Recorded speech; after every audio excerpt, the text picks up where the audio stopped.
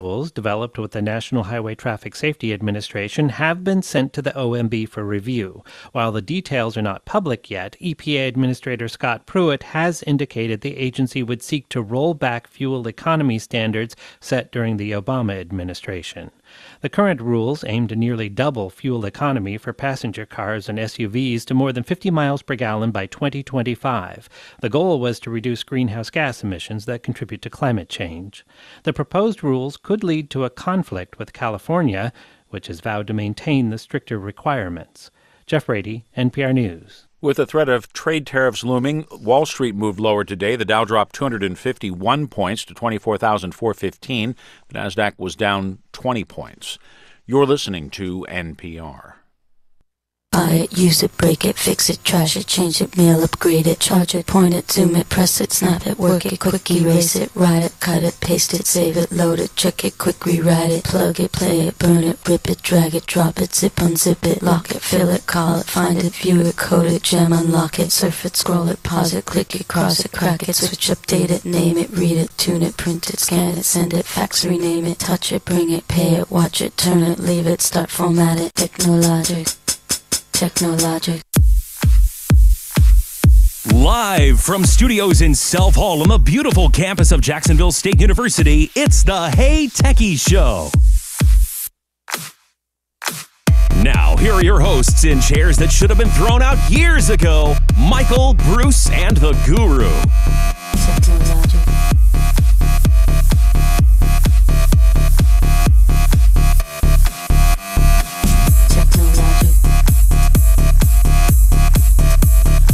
Welcome into the Hey Techie Show.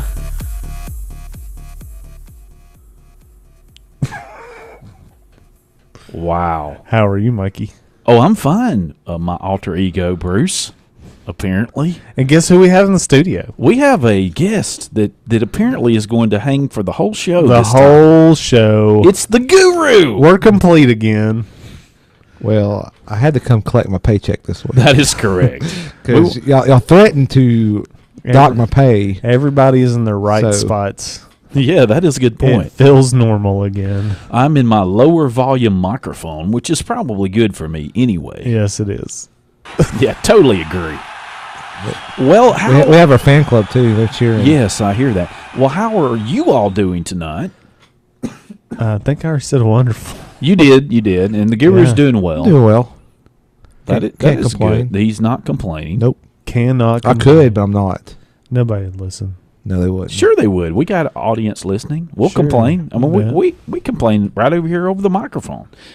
And if there's something that you want to complain without explicitives, you can call 256-782 5600 and we'll listen to you. And 5601 for explicitives.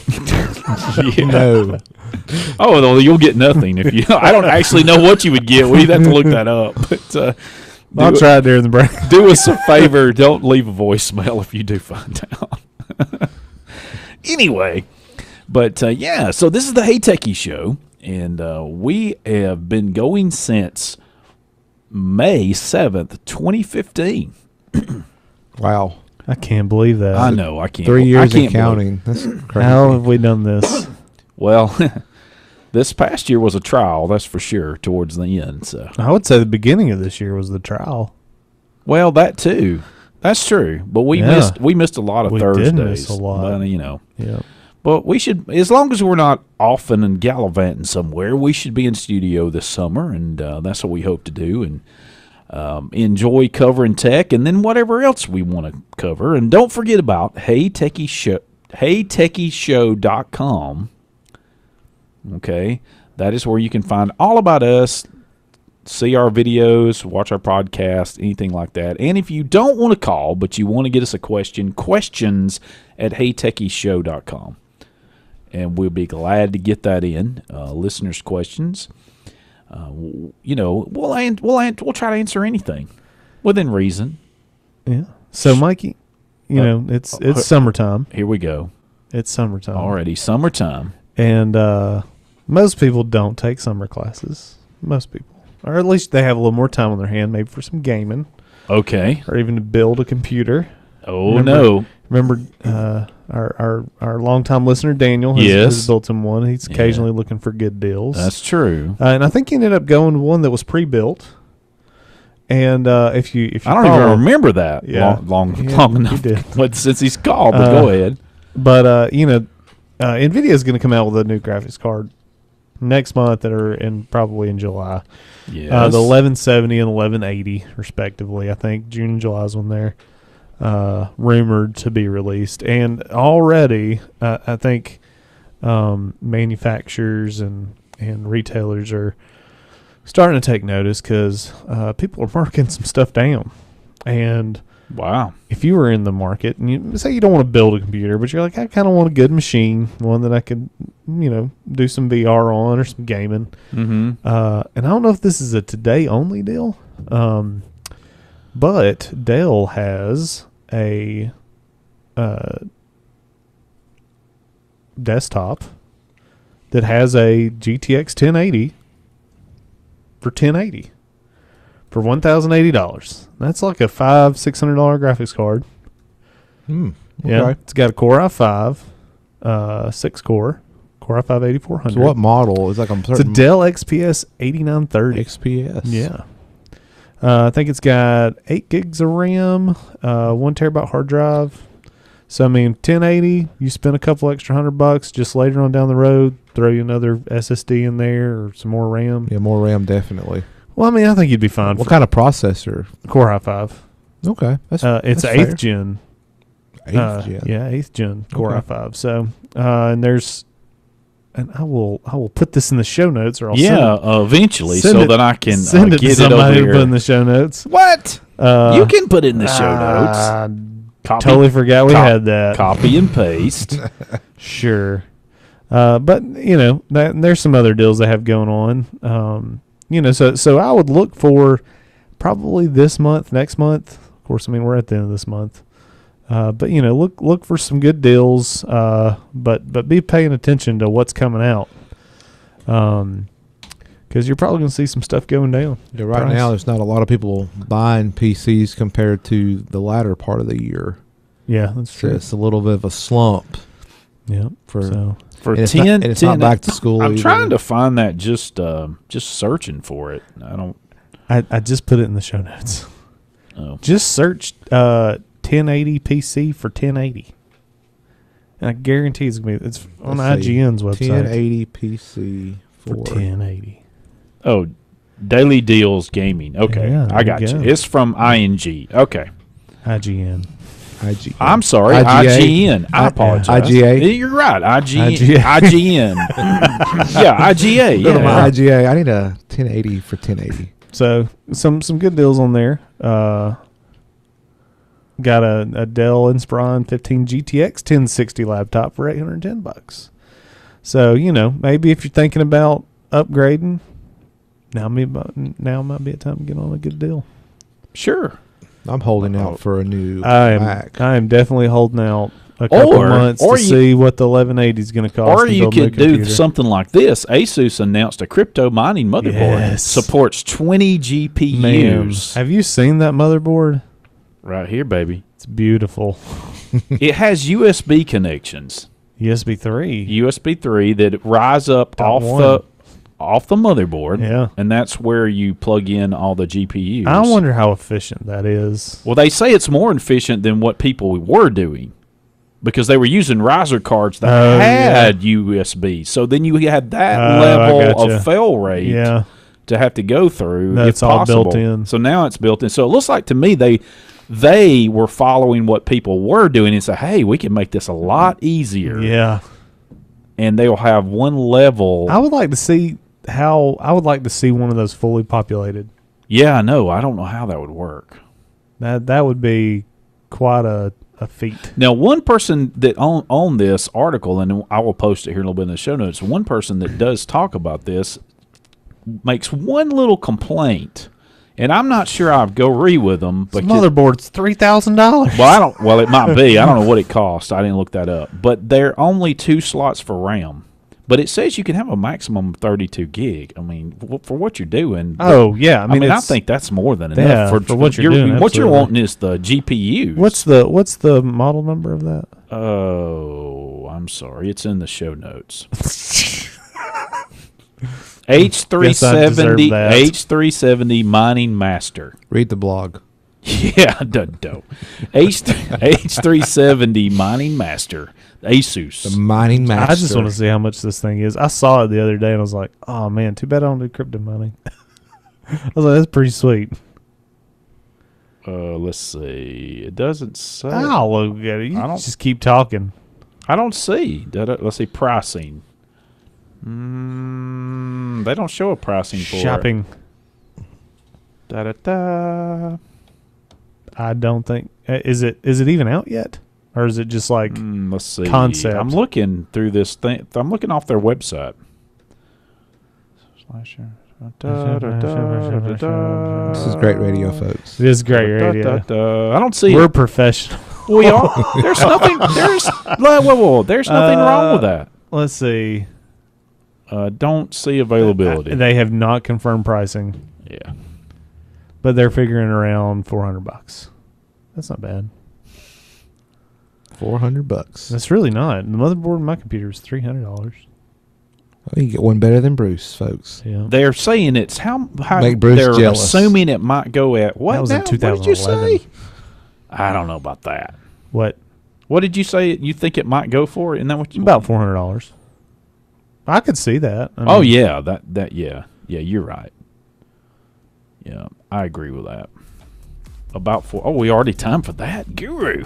Yeah. It's Good grief! time's flying by. Which we'll talk about some maybe other alternatives to RAM coming up.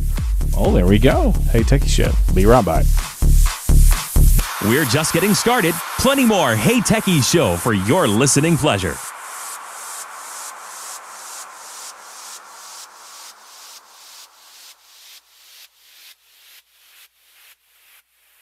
Do you need a job? Are you stuck in a job you don't really like? Do you want to make more money? If you answered yes to any of these questions, your local Alabama Career Center can help you. Career centers provide services to job seekers who are looking to land a job, make a career move, or to get some valuable vocational or educational training. Call or visit your local career center today, where professionals will help you with your resume, teach you how to nail that interview, and can even help you get training for that dream job. All of these services are available at no cost to you. The first step in finding your dream job is making sure you're prepared to land it. And don't just take our word. Keosha Smith, now an LPN, is very happy with the guidance she received. My overall experience, I would say, was totally awesome. If you're looking for a job or if you want a better job, the Career Center would be a wonderful choice. Visit us today, www.joblink.alabama.gov. Sponsored by the Alabama Department of Labor, the Alabama Broadcasters Association, and this station. In Alabama, the recycling industry employs nearly 11,000 men and women. Recycling just 10% more would create an additional 1,400 jobs and $66 million in personal income. To learn about recycling opportunities in your area, contact the Alabama Environmental Council. Recycling works in Alabama. Brought to you by the Alabama Environmental Council, the Alabama Broadcasters Association, and this station. Right now, it's a great time for anybody ready to get some real work done in Alabama. Whether you're somebody who needs to hire, somebody who wants to get hired, or a student who wants to know how to prepare to get hired, there's a new unified force for your success and a brighter future. It's time to get to work, Alabama. Alabama works. Sponsored by Alabama Works, the ABA, and this station. Visit alabamaworks.com. Do you have a product, service, event, or just about anything to promote, but you have always assumed it was just too expensive? Then listen up, it's not. Here at WLGS, we have every patron spot available with a pricing plan that is sure to fit any budget. Just think your very own patron announcement with the potential to reach thousands. There are a few restrictions, but let us worry about that. Email us at questions@heytechieshow.com. That's questions@heytechieshow.com.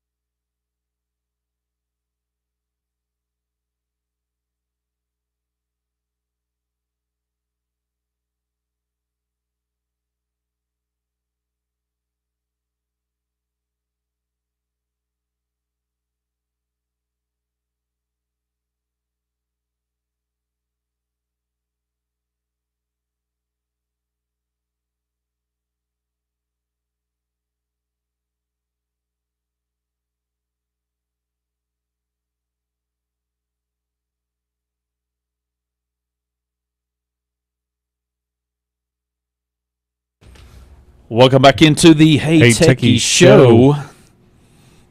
Bruce is having way too much fun tonight. I love doing that.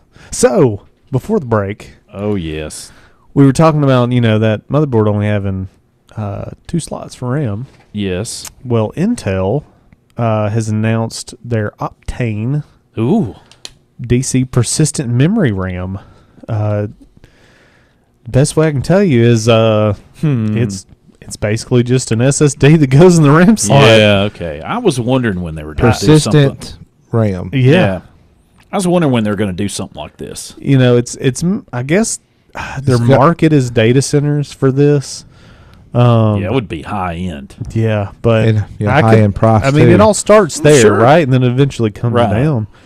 Well, Who did you say was doing this? I'm sorry. Intel. Intel, yeah. Well, flash memory's gotten to the point now. The speed you can basically get the same speed.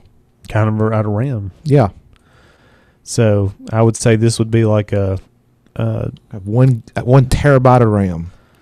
yeah, pretty much Basically, yeah, and it have persistence, so it not be RAM.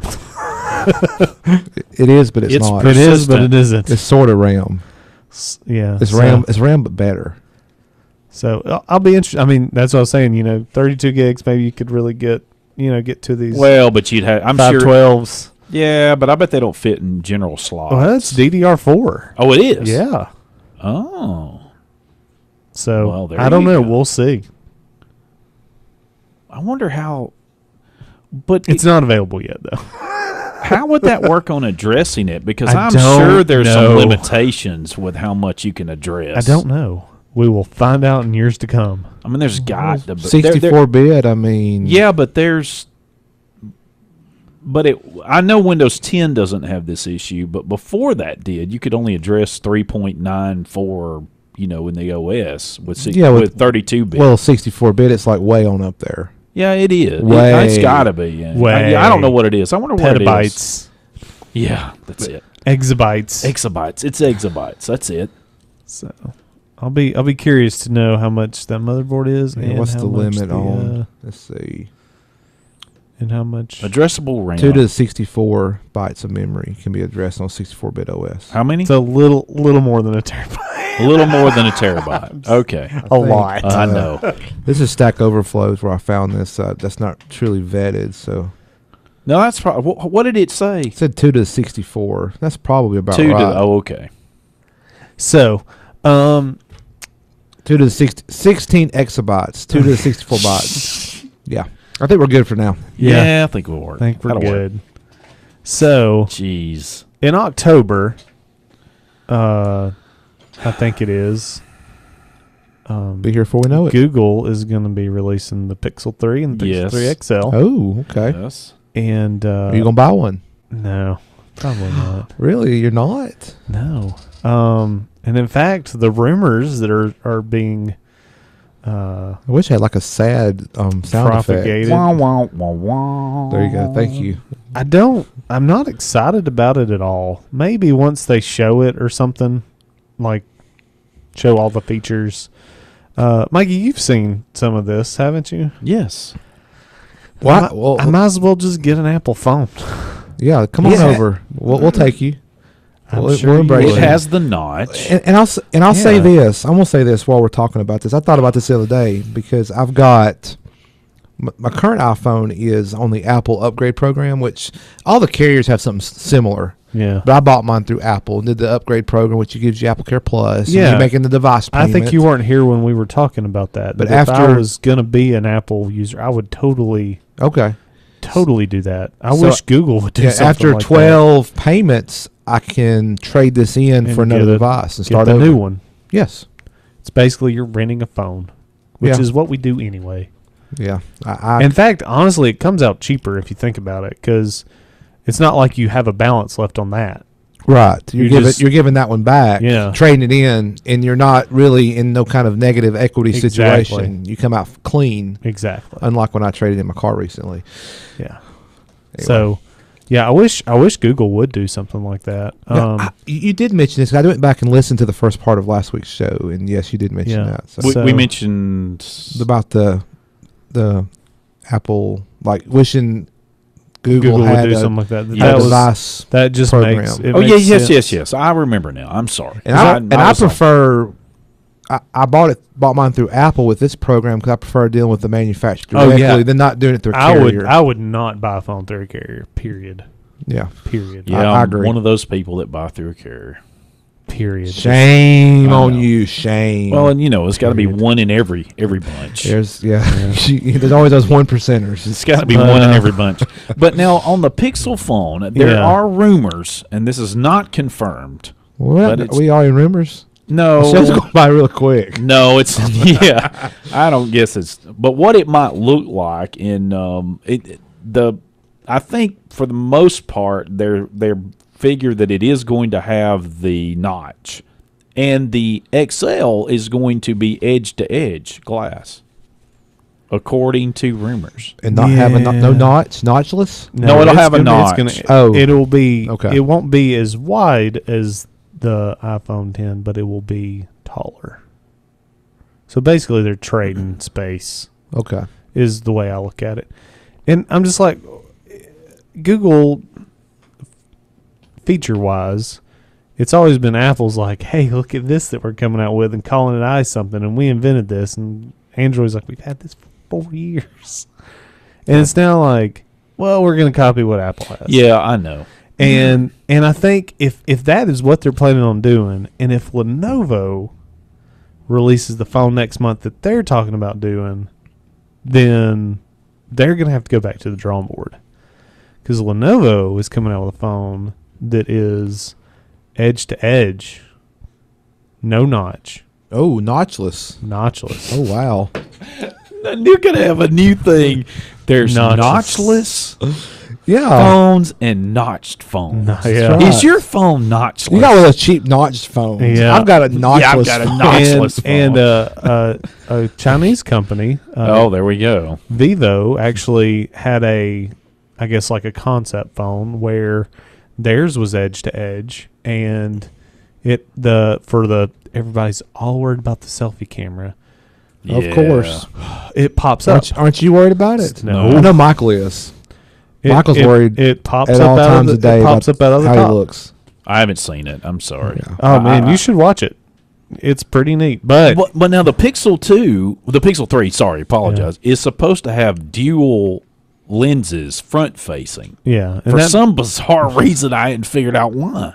Other than better pictures, I I mean, don't know. front facing.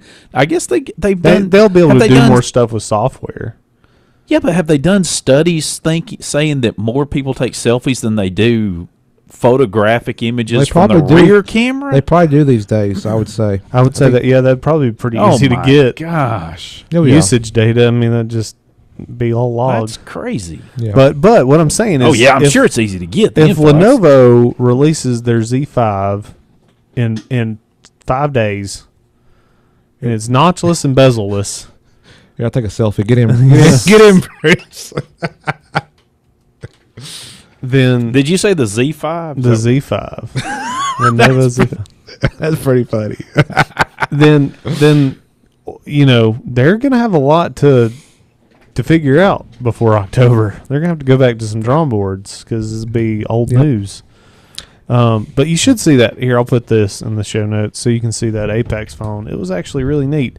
But the thing I don't understand, another thing that Apex phone did is they put the fingerprint reader in the screen, and you had like a big section that you could just put your finger. So it's embedded in the display. Yeah. Well, everybody's been trying that, but nobody's really perfected. What the crap is wrong with this on the I back? don't know. That is perfect. And Apple, oh my gosh, Apple, you have a Apple back there. That was perfect to incorporate it right on that Apple. Oh, yeah. I'm not a That's fan perfect. of. I'm not a fan of the Face ID on Apple Yeah. products. I'm not either. But what I'm saying is, I don't want to do this. This is just so much more comfortable. Or down here, kind of on my phone. It's a matter of what you're used to, because Yeah, it doesn't. I the totally Touch ID on It mine is doesn't bother that, me. Yeah. But I mean, that is just. Well, you never know. You never know. This Yeah, I'm just saying, Apple missed out. They could. Well- that would have been perfect. There's always this year. Yeah, they won't move it. You never know. They said they'd never. And They said they'd never be third-party apps either. And then another thing they could have done is on that same thing, go up and down for volume. Hey, you just got rid of 2 buttons. In fact, you could have got rid of the power button because when you hit that, that's your power button, and it unlocks phone when you do. Tim Cook, are you listening? If not, you should be. No, Tim's not. Tim's they're not listening. You heard it here first. I'm just saying. Steve is probably still listening somewhere, but Tim's somewhere. Okay. I'm just saying. I'm sorry. I just had to throw that in there. They had perfect opportunity and passed it up. But what I'm saying is if Lenovo comes out with that on June 5th, I think a lot of people are going to be... June 5th? Yeah. It's coming up this June coming 5th, week. Yeah. Quick. Then a lot of other companies are going to be upset and say, we can't release this phone. It looks old now. Well, they say also that the Pixel 3 will be exclusively Verizon. Verizon. I doubt it. Surely Project Fi will get it. Well, I mean, I they don't know. They probably mean major carriers. The big. Well, yeah. I think that's a given. I guess we'll say the big 3 because T-Mobile and Sprint are finally getting married, right? Well, supposedly. We'll see. Yeah, but I figure Project Fi will get it. But I don't know. I'm telling you, man, I'm this close. I don't want to go back to Big Red, but you'd have to go back to Big Red for an iPhone.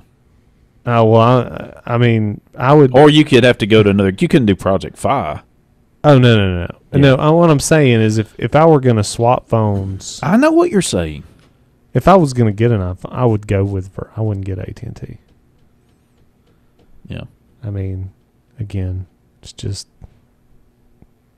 don't like Verizon. Don't like AT&T. He doesn't like any of them. I don't like them. He wants his own. Put up his own towers No, I just everywhere want he Verizon goes. to be like it was. What year is it? Like 10 years ago. 2008. Yeah, man, they worked hard to be the best, and now they're just like, we're the best. We don't have to work any harder. That's not what great people and great companies do. You don't just say, we're at the top, we're good. You work harder to stay at the top. Anyways, so off my soapbox. Oh no, I'm sure that's No, just that's just temporary. He'll be back on. Yeah, we'll be back. We'll be back on soapboxes. Sure, that's how we made this show. I mean, so how about this? This is something I think you shared this week with maybe us internally, Michael, but I kind of put it in the show notes. So some folks, this is not a new concept. This concept called hypermiling. This is a thing before electric vehicles were a thing, where people trying to stretch out the mileage on their vehicles as much as possible. So there's a group of these 2 guys. They went out to try to break the distance record on a single charge of a Tesla Model 3. So the previous record was 560 miles was the previous record. They were hoping for getting 600 miles. Now, to compare that, the Tesla Model 3 is rated between 220 and 310 miles on a single charge. So they're looking at nearly doubling the high end of the advertised range, right? Mm-hmm. And Bruce is not listening. That's okay. Yes, he is. It's probably all ears because it's Tesla. I'm listening. So these folks, they did it. Well, not did it. They did. Yeah, they did. But they chose a route that took them. They went between 20 and 30 miles per hour only, so they went very low speeds, and the elevation change was only 10 feet. So, flat, lower speeds. Yeah. Well, they pulled it off. They did 606 miles before the battery died. So they celebrated. Woohoo! We did it. Whoop-de-doo. Going that slow? But so you think that's the end of the story? It's like I know some it's people, not. Some people are like whoop-de-doo or that's neat. But let me move on the rest of my life. But no. So they did it. They hit the records. They hooked it up to one of the superchargers, Tesla superchargers, and went to get some rest. Because apparently this took like, how many hours did it take? I saw it somewhere in here. It was 600 miles at 35 miles average. Or they didn't go over 35 miles an hour. They went between 20 and 30 miles per hour. It took them 32 hours to do Good 600 miles. grief. So they've been up for 32 straight hours. Oh, my goodness. So they hooked it up to this supercharger, went got some rest. And So 24 hours later, they go to check it, and they found that the Tesla was still not ready for the road. It wouldn't take a charge and had to be towed away to a service center. I'm sorry. I'm sorry for laughing. I guess that's how testing works. And the service center was not open that day, so they put another. They've been putting tweets on Twitter about this, and they said that they would know tomorrow, and they've been assured that the best hands will look at it tomorrow. Yeah, but I think it's pretty neat. And then an update that came. it's pretty neat that they broke it, and they went 20 to 35, 30 miles they an went- hour. But they got I mean, 600-mile range. What did they prove? Nobody drives like that. Well, it's just an endurance record. I mean, that's It's all an it is. endurance record. It's like if you run a marathon, if you run a long distance, you're not going to be able to cover it as far if you were to walk it. Okay, fine. I mean, Fine. Let me ask you this question. it's not. I mean, in reality, that's not going to be. Let me ask you this question. Somebody just doing average stuff ain't going to get that many miles out of it. Since you brought it up, let me ask you this question. Sure. Would we feel differently if the person did that but died right at the end? Would we talk about their death or how well they did that amazing feat? I don't know. It depends on the person. Right at the end. So we're not talking about a person. We're No, talking about but an he inanimate mentioned it. He brought it up like a marathon. A person running some amazing marathon or whatever. You're equating it to the person rather than the event. Yes. I Bruce is understand right. that, but I still think this is all But- for nothing. but- I mean, No, but yes. But here's the thing. Yeah. You can agree or disagree whether or not they should have done this. No, and what no. they It's like the do or 24-hour not. Le Mans. It's not just about the endurance of the person. It's also about the endurance of the car. the 24-hour Le Mans goes a lot faster than 25 Sure. to 30 miles. Sorry, Guru. I know, but I'm just saying what I took away from this was They set doubled. they set this endurance record one thing, but then the car would not charge. Yeah, it would not charge. I just wonder what. I mean, was it because the batteries were overheated? Well, and- there was an update to this article that Gizmodo posted, I guess, after it first went to press, that the Model 3 is back in action. Mitchell, I guess one of the people, they explained on Twitter, quote, the 12-volt or 12V was replaced by Tesla service and allowed the car to charge at high and low power, whatever 12V is, 12 volt, but they said 12V. Anyway, capital V or lowercase v? it looks like lowercase. Unless there was some they said kind of product. when the batter pack must be battery pack. That's when the battery pack That's gets, the problem. Well, they're quoting Twitter directly. When It's the not battery pancakes. Let me finish. When the battery pack gets low, it runs basic systems off the 12 volt. Okay, 12 must be the 12 volt battery. Oh, When the 12 volt is depleted, it cannot open pack contactors to charge. He added that it was a. they depleted all the battery. He added that it Yes. was a fringe cased and that the duo drove the Tesla around 50 miles after the primary battery had drained to zero. So really, they only got 550. right. But the whole vehicle got 600 miles. Yeah. So that's part of the vehicle. Yeah, that's true. Let me ask this question, if you don't mind. I'm gonna Sure. finish. He said it behaved differently as Model S in this situation, but he hasn't had any reason to believe that the Model 3 was defective. That makes perfect sense when they said it was that. I know what you're going to ask, and I already But got go a ahead, rebuttal. Michael. Go ahead. Did they get it back to where they started from, or did they get it to somewhere else and they were trying to charge? I'm trying to figure out. This. Oh, you're saying their trip? Right. Did they get back? Did they just? Is this like a one-way plane and you don't? I mean, it's a one-way trip to Mars and you can't get back. It doesn't I mean, say. Why wouldn't they just drive on a track? well, that's true. I mean, they could have like Went around the parking lot. Yeah. Yeah. Well, they could have found a Just racetrack. lock it all the way in one. Just They probably could have found a racetrack to do this. Yeah, and they rent racetracks. Just do like they did on the movie Speed to take the bus up and down the runway. I mean, there are a few fairly flat racetracks that would have worked on. Yeah. But anyway. But then it wouldn't have been a true test of up and down hills. Yeah. Well. Yeah. Of how real, But I'm sure real world they had. distance. I'm sure they had mapped out their right to minimize that. I would. They think. called Waymo first to map it out. Maybe. It's a hobby. People have hobbies. Sorry, Uber. See how much they can get out. Uber? How much they can squeeze. Yeah, we squeeze. You know. He's about to bring up a story. No, I'm not. Oh, okay. Not right now. All right. So, Maybe later. I thought it was interesting. They ran it so bad it wasn't in charge at all. So They killed it. They got every little last drop of energy out of it. yeah, So much so it couldn't. Yeah, here's allow the charge. This guy was Sean Mitchell.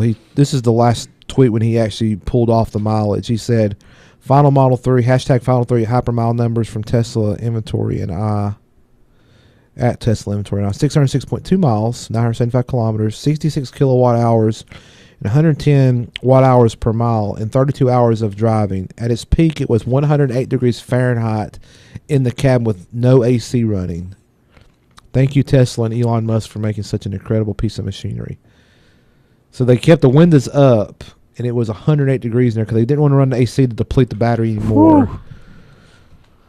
And plus, if you had the windows down, it would cause drag. I'd open up the back ones. Open up the front, crack the front, open up the back. I just couldn't deal with the 108 degrees in a vehicle. But anyway, well, it's like you said, it's a pastime, it's a hobby for folks. So hey, but hey, give it 10 or 15 years, and they're not even gonna have to worry about that. It's gonna be like you're not even gonna have to worry about how far you can get. So like you're gonna be able to get there. Somebody's gonna discover this podcast like 10 or 15 years from now. You know, this episode, and we're like, why are they even talking about that? So, Apple, Microsoft, and Google are collaborating on a new universal standard for Braille displays. Did you see this? Nope. No, I didn't either. No, it's pretty neat. Goal is to make using Braille displays a simple plug-and-play process. And they kind of show a picture of, I guess it's a Microsoft keyboard, with kind of like a Braille display at the bottom, and I'm not really sure how it works. They don't really go into it, but I'm assuming that different patterns bubble up, and you can just go across and read it. So that's interesting. I don't know, because before people that had vision impairments, basically a screen reader is all that they could use when they were using a computer. That's very cool. Very cool. So they don't explain anything about it. Is that what you're saying? Well, not really a whole lot. They just say that it's going to be plug and play, and they're teaming up together to do it, and they'll be able to. And this is Apple, Microsoft, and Google, and they expect to finalize the standard and be able to start manufacturing. Did you know that Microsoft passed Google this week on value? I saw that. Oh wow. And I know we've discussed this on the show, and I'm not putting an article up, so this is just a little tidbit. Yeah. Do you know the reason why? I do not, because I did not read about that. But you could guess the reason why. I could guess the reason why. You should be able to guess the reason why. What has brought Microsoft's stock up the most over everything? Probably the services. Yeah, that's part of it. Is that what you're looking for, or something specific? That is definitely part of it. It is a service. It is definitely a service, but it's their online hosting like Azure service has extremely brought up their bottom line. A lot of people are moving to the cloud, and that's just one of many. Yeah, they paid Gartner to put them in that quadrant. I don't know. And some people, that's what they make decisions on. They're in that quadrant, buy them. Yeah. Serious. That's what some. Yeah, I know. I see what you're saying, but yeah. But anyway, that was this week. Yeah. Well, that shift to the cloud's happening. If you don't think it is, it's happening. But did you know that also this week, for a brief moment, Netflix was on top? Really? Yes. On top. Did somebody calculate something wrong? No. They, for a brief, like an hour or something like that. That's crazy. This week. You know what they do? Use that money and start doing production on some. That they said they were going to produce, and they haven't done so. Man, dude, Netflix has tons of originals. They do, and they've got some good ones. Yeah. Yeah, if you like entertainment, they got I entertainment for almost everybody. I started watching the new Lost in Space. Fairly good to raunchy. You mentioned this a few weeks ago, Michael. The Lost in Space relaunched at Netflix. I started watching a few of those. Yeah, it's good. I like it so far. It is good. The Lost in Space relaunch. It keeps you on the edge of your seat, especially that first episode. I'm looking. Well, I tell you, they leave you hanging on the last one, so they do a good job. How many is just one season they've done? Yes. Are they doing another? Are they planning on doing another season? As far as I know. Okay. No, I don't want to do that. Oh, you don't want to do that either? Okay. Yeah. No.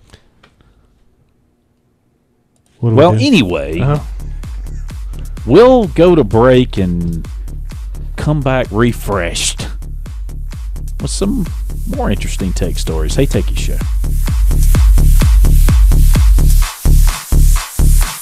Don't go anywhere. There's more in the queue lined up just for you.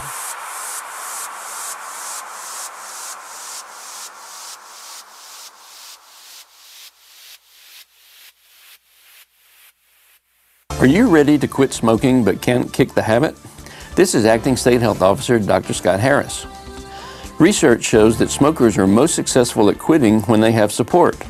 So contact the Alabama Tobacco Quit line at quitnowalabama.com or by calling 1-800-QUIT-NOW.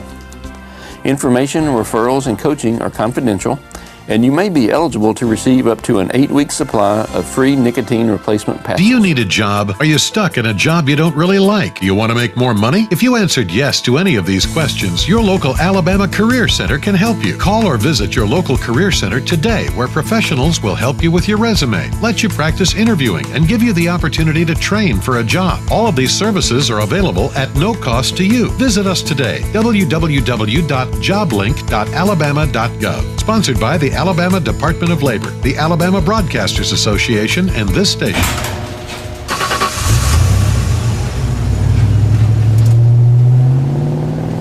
I spend a lot of time in the garage, but even more time in the rain, sleet, and mud.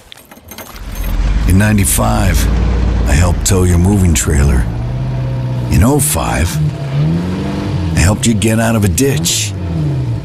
Yeah, I know I'm a bit rusty, and sadly in '09, it was sparks from me, your handy chains, dragging behind your truck that accidentally started a wildfire.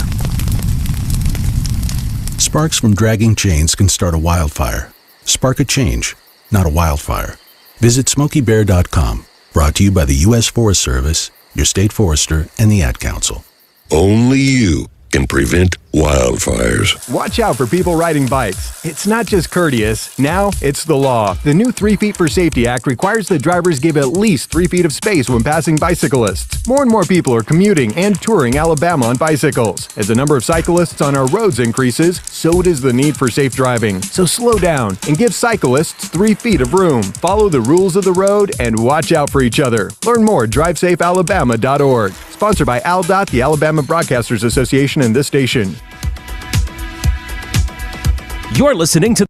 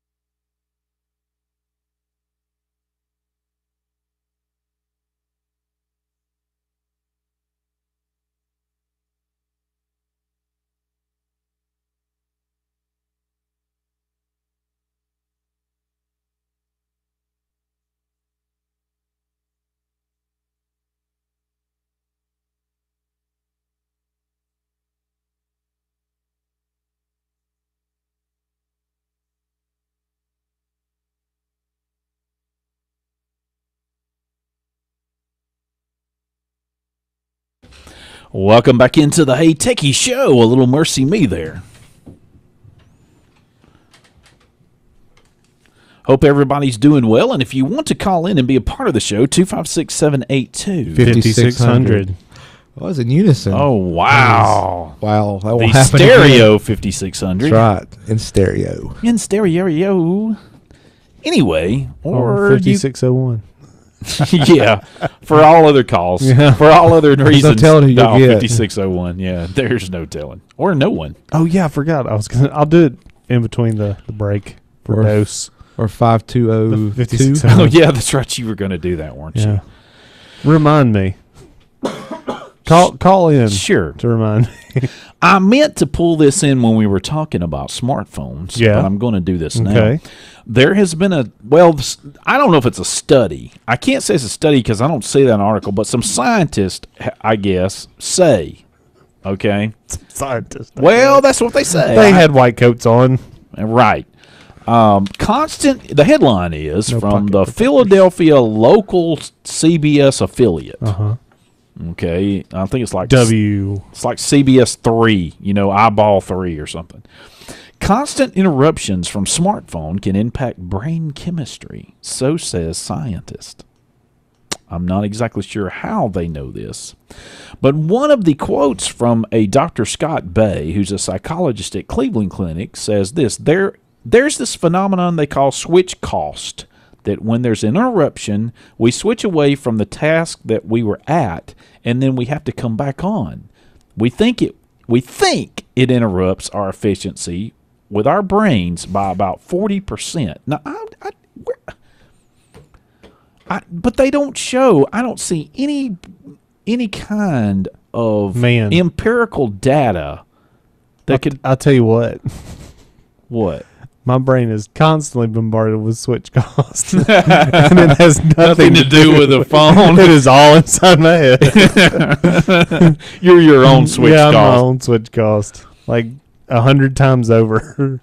The new man. in the article, the new reality for many is that technology has put the brain on high alert most of the time, waiting for the next notification. See, that's not. Oh, I get what they're saying, but no. Doctors say when it happens, people can get a little surges of the stress hormone cortisol, which can cause the heart rate to jump. Some people get sweaty hands and muscles can get a little tight.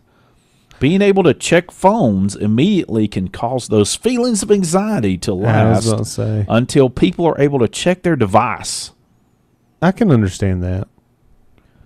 Dr. Bay also says initially when you start trying to stay away from the technology or confine it, you'll be a little uncomfortable.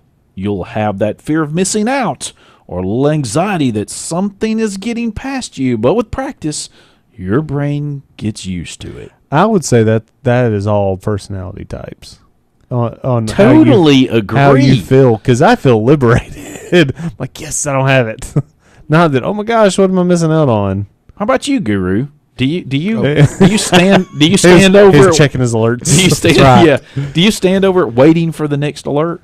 No. I will say if and this is, I'll be honest with you, sometimes the reason why I mute our group conversations, because we're sending too many messages. When Navi is constantly like, hey, listen, I'm just like, I can't listen to that right now, and I mute it. Yeah, there's a mute, and I've used it too. Several times. I'll be like, I'm muting this for a day. Not saying that I don't go check it, but like, I know for the next 4 or 5 hours that I'm busy doing something, I don't have to sit there and listen to it. And then I'll say, all right, I'm done. I'll check now.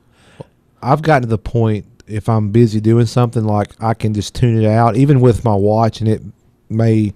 I usually have the sound turned off my watch, especially when I'm at work, but or even when I'm at home sometimes I forget to turn it back on. But the watch will vibrate when you get like a message, but a lot of times I just kind of ignore it. Well, I was gonna say, for work, I'm in and out of meetings so much my phone stays on silent at work. Well, I mean, but even my stuff stays on silent too, but like my watch will vibrate when I get a notification. But a lot of times I just tune it out, like I ignore it. I'll say this. I sit there and look. We were talking. I think we've talked once before about when you're traveling in a car. I think Google was talking about, and maybe even Apple, turning notifications off or something like that. And I'm almost like, I want to turn that feature on because when I'm driving, I'll be in the middle of a good podcast, And then stupid text will interrupt. And I'm like, quit pausing the podcast. I will get to you later. And I'm just like, well, I guess I got to see if it's important. But then there's this. Oh, well, got off the story, my bad. Well, hold on. I'm got several articles I want to link together. Psych.org. Psych. Facebook sinking fast among U.S. teens, survey says. Oh, I can tell you why. Please do. It's because all the old people are on Facebook. And they don't want to be on there They with the don't old want to be people. on there. That's not their scene, man. Yeah. That's the obvious. Survey found 51% totally of U.S. obvious. teens ages 13 to 17 use Facebook, compared with 85% for YouTube, 72% for Instagram, and 69% for Snapchat. Yeah. Yeah, they're all on Snapchat and YouTube. And some are like Instagram's kind of Well, now this is another thing, though, because... But no, they don't want to be on Facebook. And I thought, that's funny. When did the story come out? Hold on, I got to. Because I want to say yesterday. This is May 31st, so it's today. Oh, yeah. But I mean, that's crazy. The study could have been, you know how this goes. Sure. The study could have. Well, been. that was funny because yesterday I was driving, and it was because of a comment that I heard a teenager say the other day, and I thought, man, in like 5 to 10 years. Besides bots, Facebook's not going to have any. Yeah, I think any new user base. Yeah. Except for a certain age group that's not already on it. This is interesting. This is interesting, in a way, because of what we just talked about. Okay, so think about it from the standpoint of what we talked about. Taking this article and tying it to the previous one. Okay. According to the survey, 95% of teens surveyed said they use a smartphone, and 45% were online almost constantly. Oh, yeah. 95% use a smartphone, but less than 50% are on it constantly. Well, they probably asked them during school when they're not supposed to be on Yeah, it. I don't know. Well, I guess I'm not on it right now. But no, I'd say if they have the opportunity, and they have a phone, they're on the internet. But of what I have experienced with my own son, yeah, YouTube is what he likes. His deal. Just checking out memes, Dad. Not. Oh, you can fall down a YouTube hole, man. And Instagram. Yeah. Instagram, for some reason, whatever he's doing on Instagram is eating his data up on his phone. I have yet to videos. I've done, I guess, but they're not very long. You can't do a long video on Instagram. Volume. Yeah. Volume, man. I get it. I'm not stupid.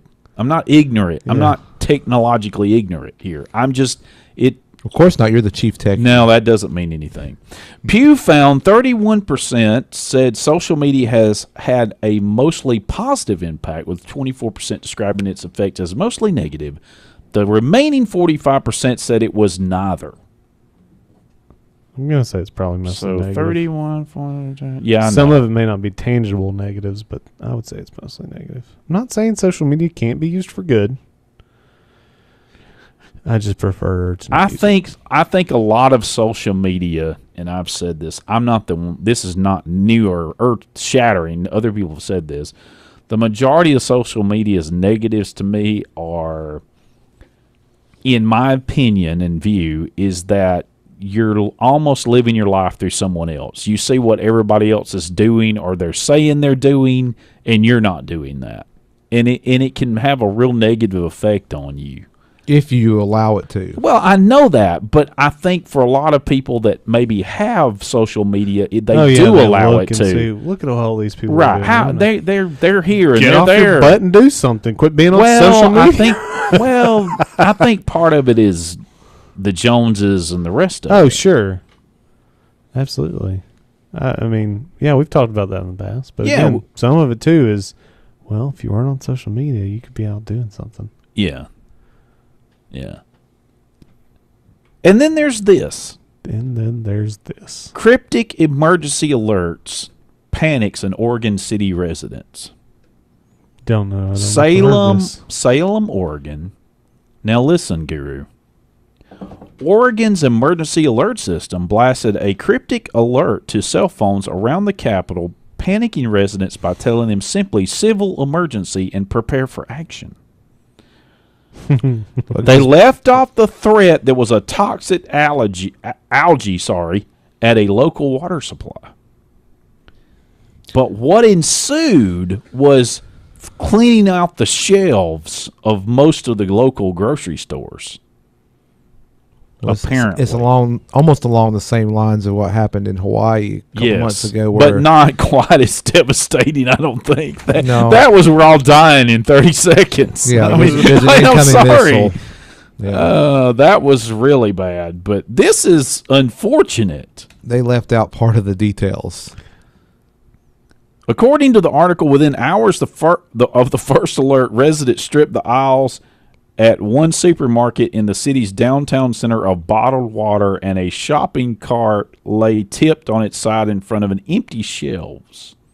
Workers then brought out pallets of sparkling water. Of course they did. Who could blame them? They told customers they would have more in the morning. All the while, this was all, wrong. So it bears the question, how much are we tying to, I know we don't have long here, but how much are we tying to cell phone? How much information are we getting, and it might not be accurate? Well, it's good that we have it. Yeah, I know. And have the ability, because, like, with these apps and stuff, we still got 30 seconds. You give me the signal, but you can be alerted about weather emergencies, or and I'm good with that. Or there's lightning in the area, which, lightning kills more people than tornadoes do, and stuff like that. So, what?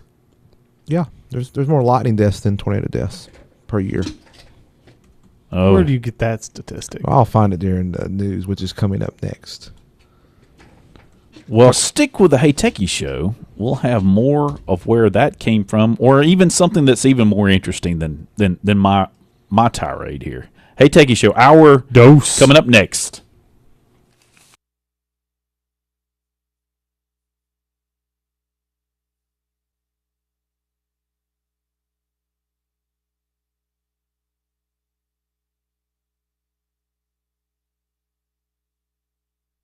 Live from NPR News in Washington, I'm Jack Speer. French President Emmanuel Macron says the Trump administration's reaction to the glut of steel on the world market is the worst form of economic nationalism and illegal.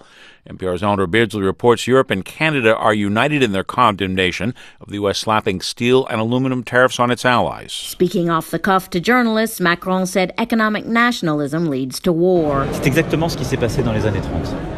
What we see happening is exactly what happened in the 1930s, he said. Macron said there are imbalances in world markets, but they must be addressed through international cooperation, not by resorting to tactics from the past that can no longer work in an interconnected global economy. Sur le commerce, the EU plans to hit back with tariffs on American imports and challenge the U.S. before the World Trade Organization. Europe is going to react, said Macron. Nations must follow international law, and Europe will defend the rules that were made collectively. Eleanor Beardsley, NPR News, Paris. The U.S. tariffs are set to take effect at midnight. Secretary of State Mike Pompeo and a top North Korean official ended their meeting 2 hours early today because the talks are going well. The official saying the two sides are working towards salvaging the on-again, off-again summit plan between the two countries' leaders. However, as NPR's Sarah McCammon reports, it's still not clear whether a meeting will be held on the proposed June 12th date, at a later date, or at all. It's still a proposed summit at this stage, but Secretary of State Mike Pompeo says progress is being made. He's been talking with a top North Korean official, and he says preparations are continuing for the meeting scheduled for June 12th in Singapore. Pompeo says the North Korean official is personally delivering a letter from Kim Jong-un to President Trump. NPR's Sarah McCammon, that letter from the North Korean leader is slated to be delivered to President Trump tomorrow. The Archdiocese of St. Paul in Minneapolis says it's agreed to a $210 million settlement with victims of clergy sexual abuse as part of a plan for bankruptcy reorganization. Archbishop Bernard Hebda says settlement reached with survivors in the Archdiocese includes accountability measures, while also making advances in terms of child protection. The completion of the bankruptcy process allows pursuit of a new day that has many realities. atonement, healing, and restoration of trust. In 2013, the Minnesota legislature opened a 3-year window on the statute of limitations that allowed prior victims of alleged abuse to sue for damages. Fewer Americans were signing contracts to buy homes in April, reflecting both the rapidly rising price of real estate and the lack of homes on the market. National Association of Realtors says its pending home sales index fell 1.3% last month after rising the 2 previous months. The threat of trade tariffs pushed Wall Street lower. The Dow Jones Industrial Average closed down 251 points. The Nasdaq was down 20 points today. This is NPR.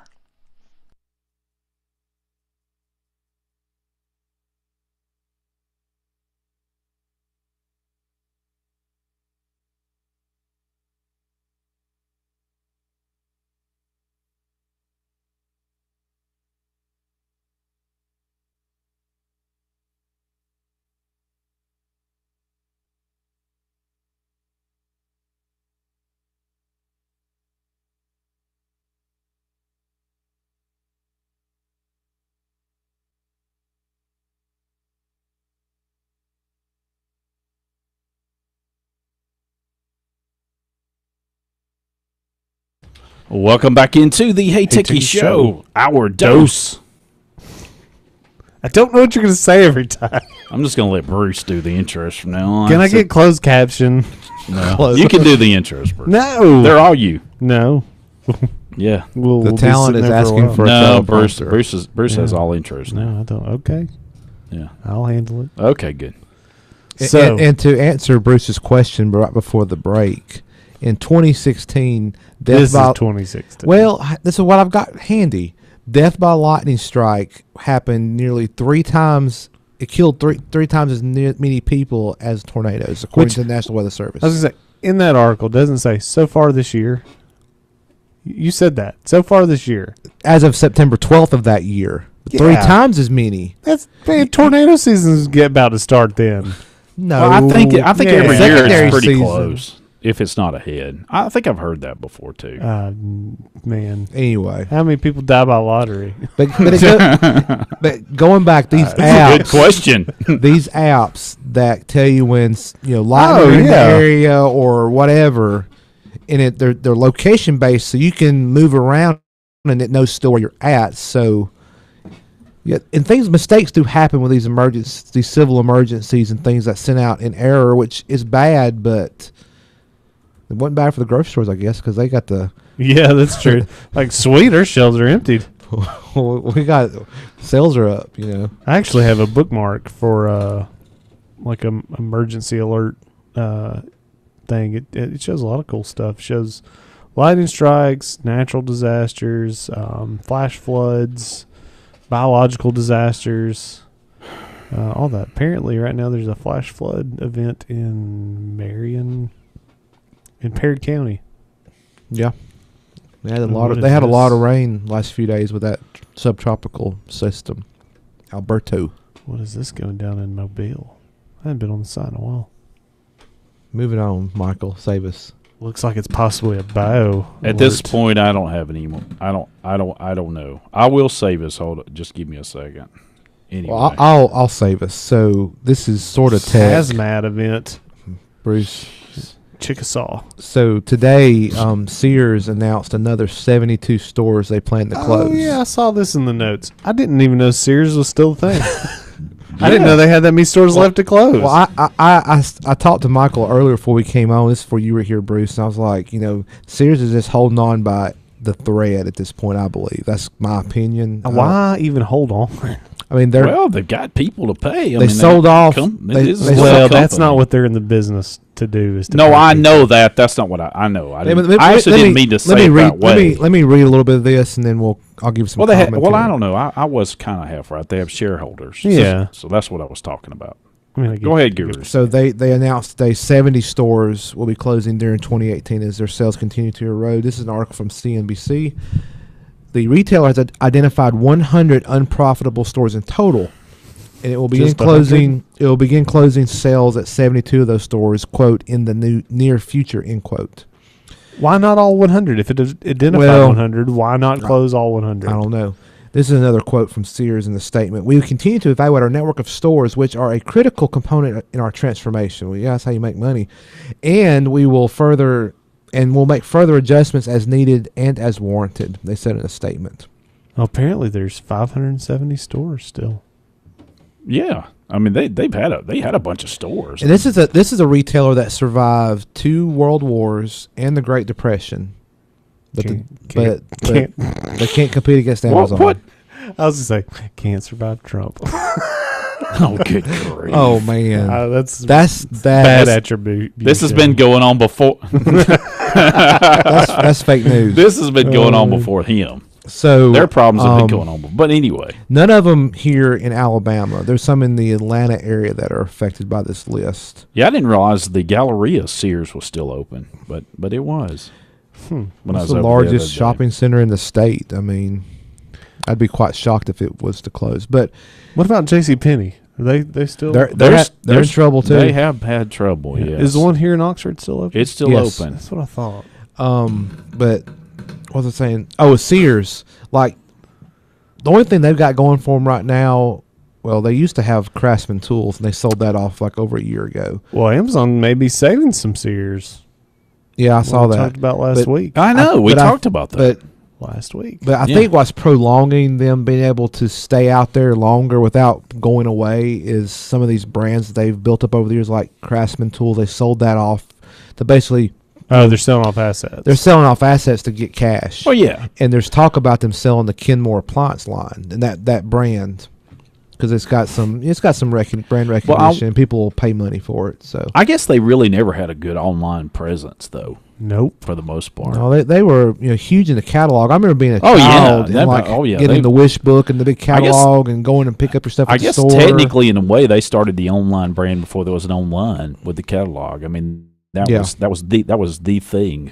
Yeah, that was the thing. You're right. Penny started a catalog later. They had one too. Yeah, Sears was definitely had a Penny. Sears and Roebuck's. Sears and Roebuck. So I hate to see this for any retailer, because when these retail stores close, people are without jobs, and I hate that for the folks that are on the front lines. I mean, they didn't make these decisions; they're just a victim of all this. Sure. But I would say with retail, I mean, there's where one retailer's closing, 3 are opening, right? Maybe not with as large a workforce, but all I gotta say to any retailer, this is my opinion, is you need to study Amazon inside and out and how they take care of their customers from a customer service perspective. Yeah, we were talking about this before the show. Yeah, I don't want to get into details, but just you need to study them because they've figured it out. And whenever I've ever had an opportunity, which it happens because we're all human, even these people work at these companies, we're all human. Mistakes happen, but they own up to the mistake and they fix it with relatively ease. Yeah. You don't have to fuss. You just say, hey, this is what's happened. And they're like, okay, we're going to take care of it.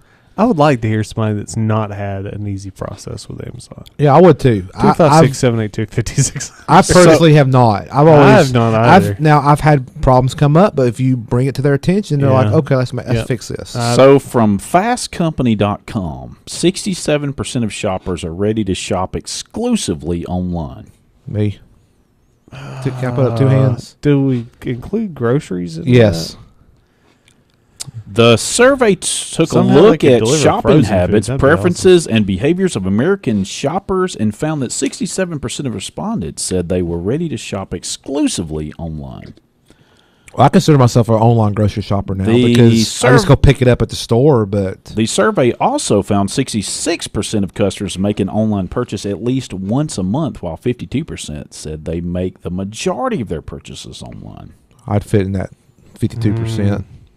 I think the majority of my stuff's bought online. 27% of respondents own a smart assistant such as Google Home or Amazon Alexa, and 24% of them, Bruce, use that device to make a purchase. I've never used one to make a purchase. Okay, but you have one. I do, but I've never said, Alexa, order, dog food. Order that $300 baby doll. Call 911. Yes.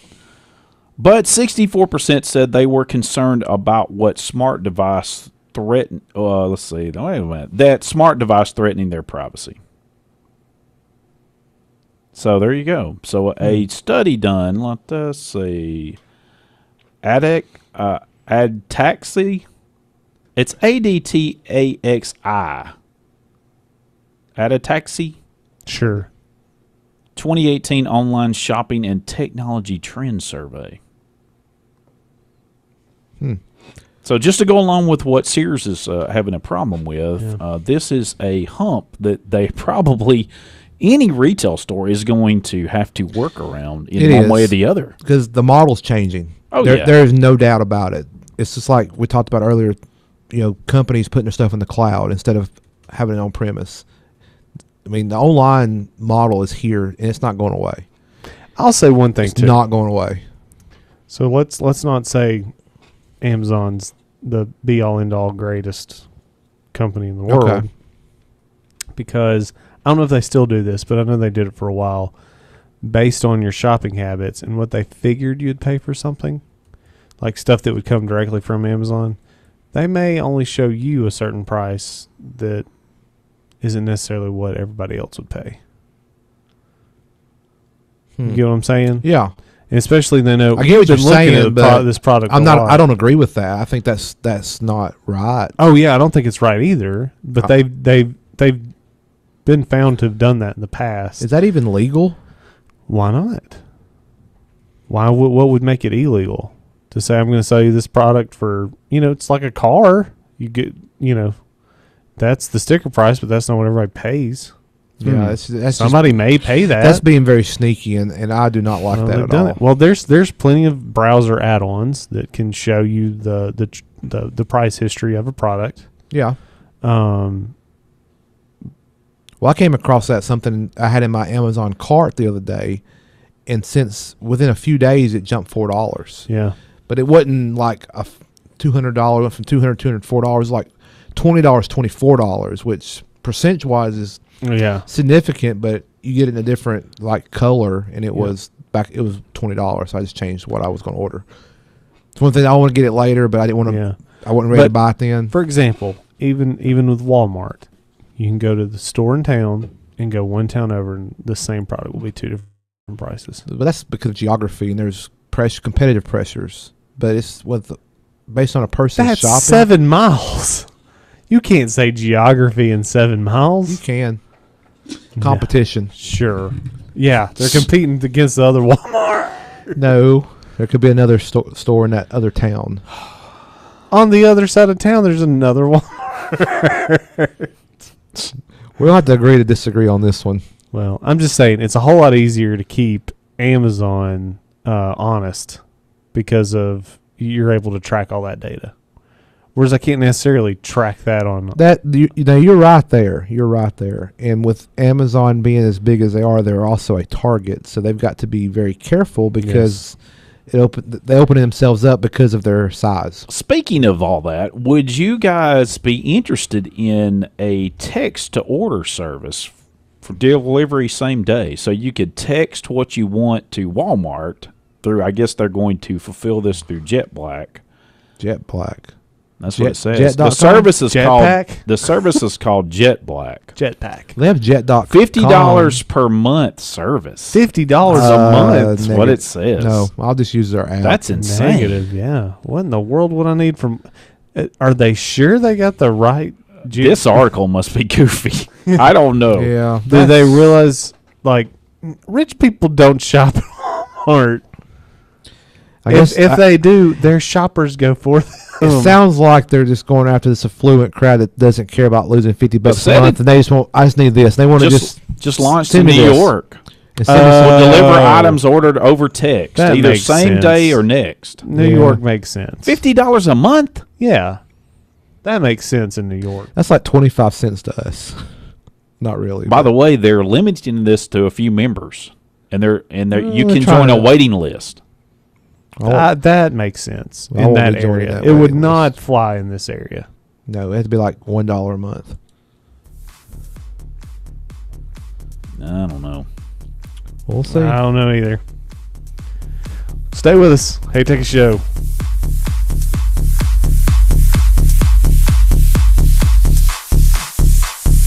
No No representation is made that the opinions of hosts here are better than those of the average tech show, but we think so.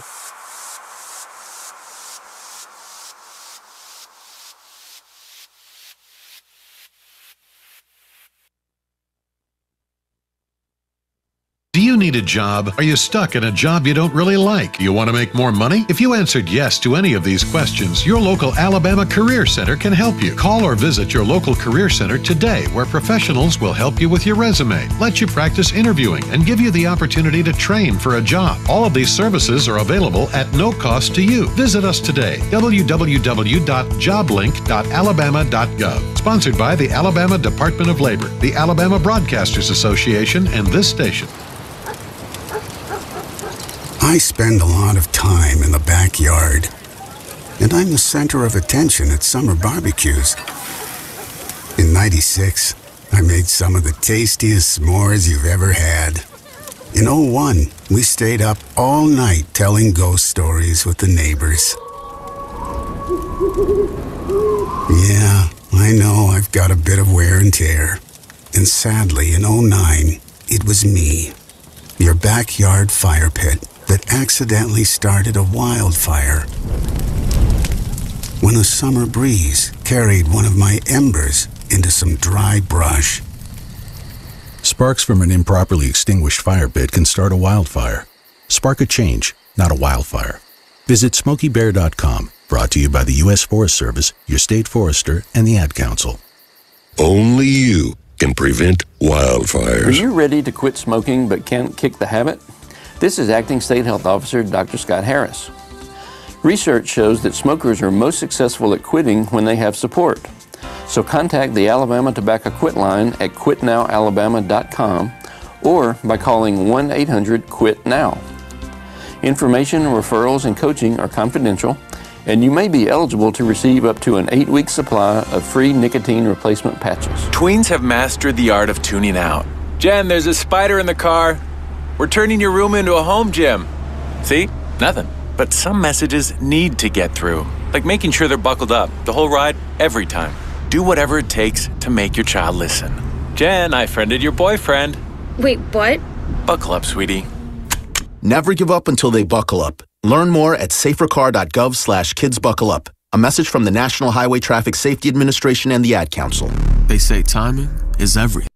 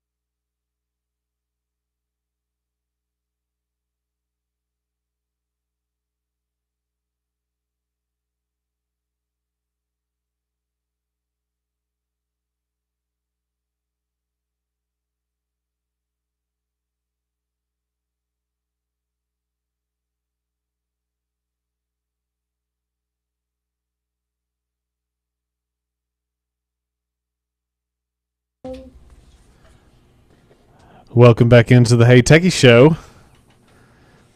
Nobody's doing it in stereo. That sounded great. Yeah. What an intro. Was wonderful. What a return from a break, Bruce. That was awesome. It was awesome. Thank you, Bruce. Yeah. Official return from breaker. I'm glad I got that feedback.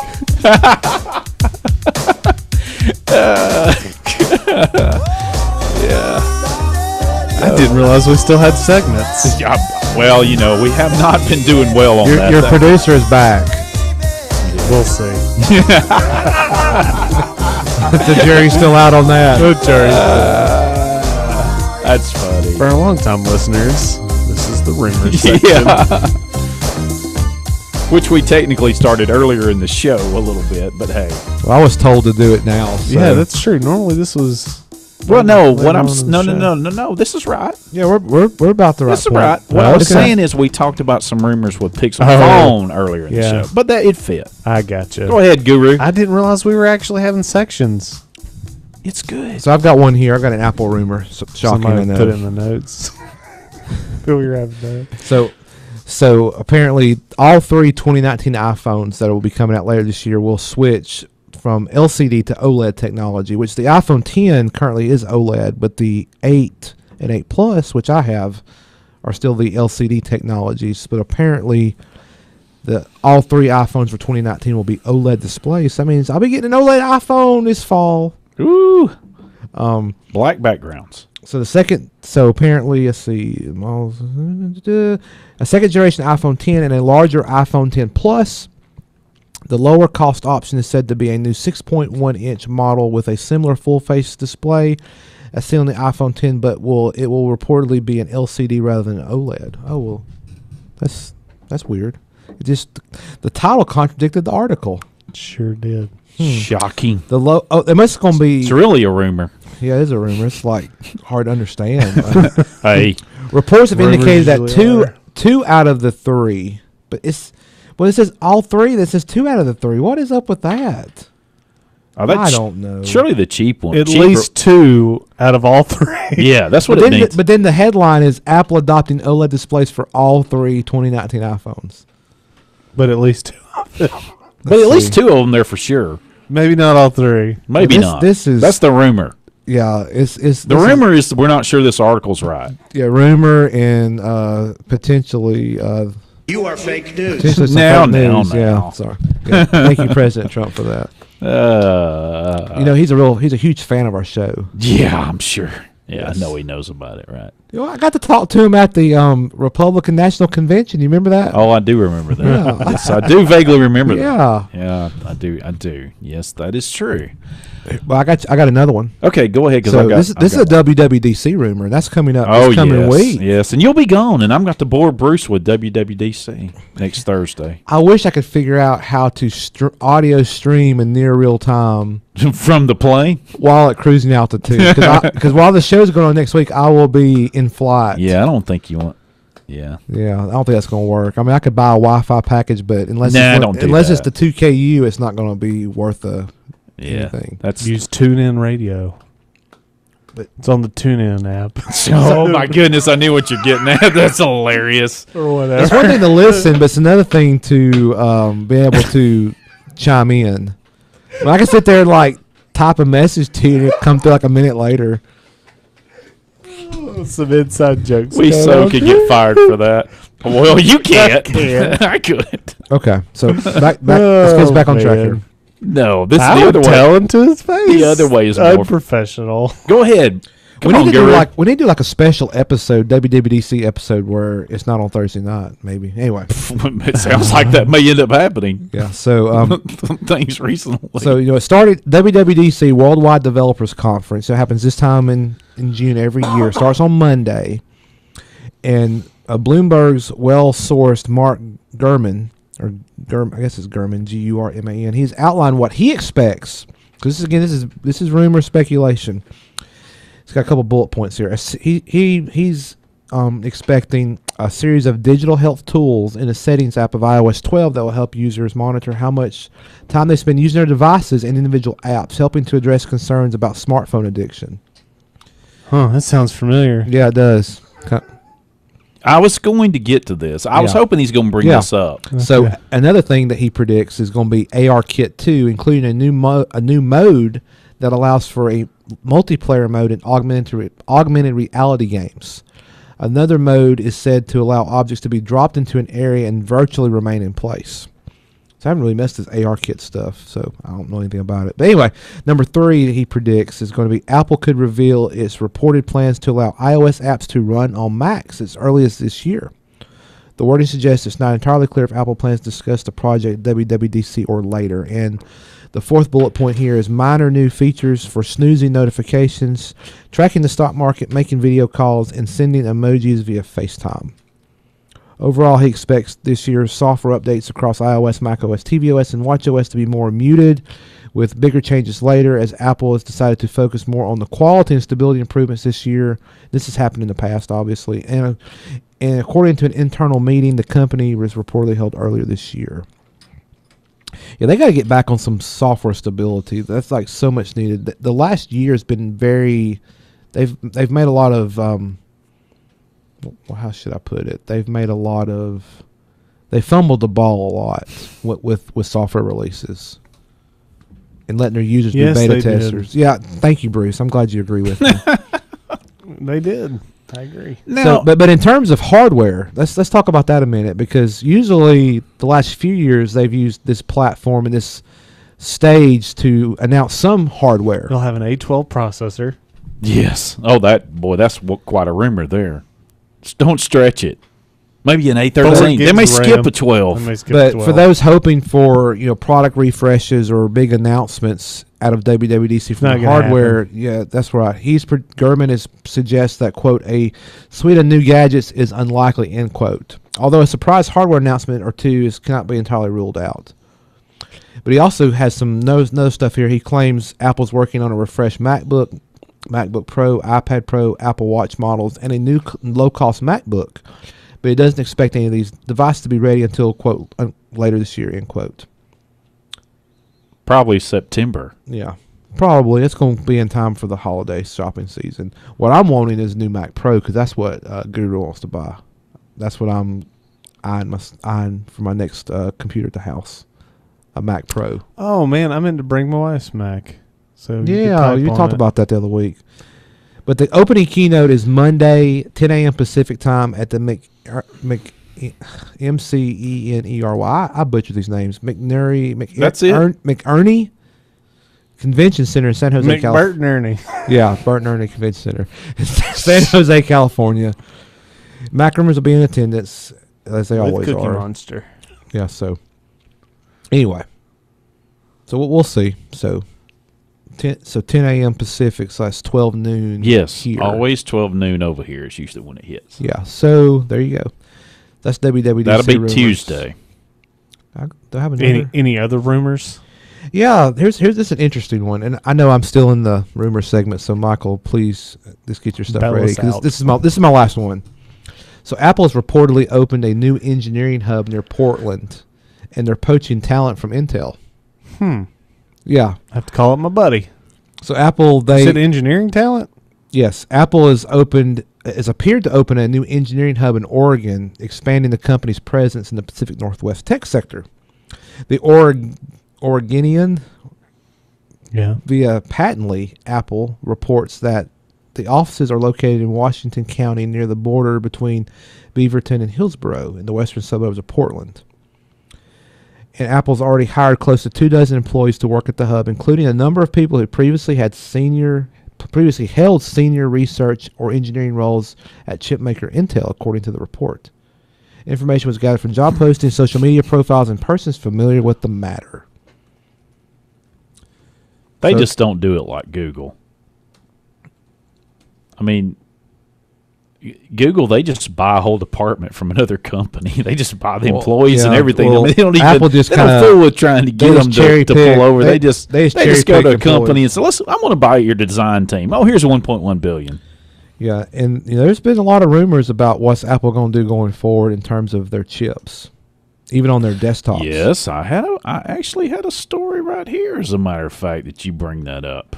Where was did I close? Let's see. I hope I don't close. There's been some other rumors. I don't have the source here in front of me, but this article mentions the rumors of Apple's planning to release an ARM-based MacBook as early as 2020. Oh, my goodness. Please, no. ARM-based? That's what this article. This is what this says. But I mean, the thing is, if they're That's a Chromebook deal there. If they're trying to tap into former Intel engineers and people that worked on these chips at Intel, I think Apple's going to go down their own path and just like we're going to do our own bit. We're going to play our own games. Well, here's another thing. I think the ARM basis that's very highly rumor and not much basis. I actually would think that might be likely. No, I think if Apple leaves the Intel platform on their chips, they will have their own. Oh, well, yeah. That's highly more likely than an ARM. I think that's going to cause a real problem for VM folks, but yeah. Oh, Apple will figure it out. Yeah. Apple is said to here, it's a 9 to 5 Mac article, to cut orders from Dialog as it plans switch to in-house power management chips. So how they found this out, the company has been telling, Dialog company has been telling its, I guess, shareholders, pardon me, that they should expect 30% fewer chips this year than normally because Apple is cutting orders. So of the actual chip that would be in-house power management, over power management. Overpower. Yes. Maybe to underpower. Or maybe underdone. Yeah, maybe. Over, under, and underdone. Well, that's all I got for. Oh, that's a really good rumor segment. That's way to bring it back with a pack full of great material. Apple stuff. Apple stuff. There is one more, actually. What is it? It would be that there is a rumor that I'm not sure I believe, but it's reported that Dell is reportedly. I can't even speak tonight. The devil made me do it. Right. Dell is reportedly working on dual screen ARM device. I guess on the basis of that, they've always said the Surface phone is going to be a dual foldable screen or something like that. But this would be a dual-based device display that Dell would. So but like a portable device, like you open it up and there's two screens. Tablet that like a small unfolds. Yeah, I know that has been rumored forever. Somebody was going to come out with this. The report also says Lenovo, Asus, and HP are also working on a chip, the Qualcomm chip,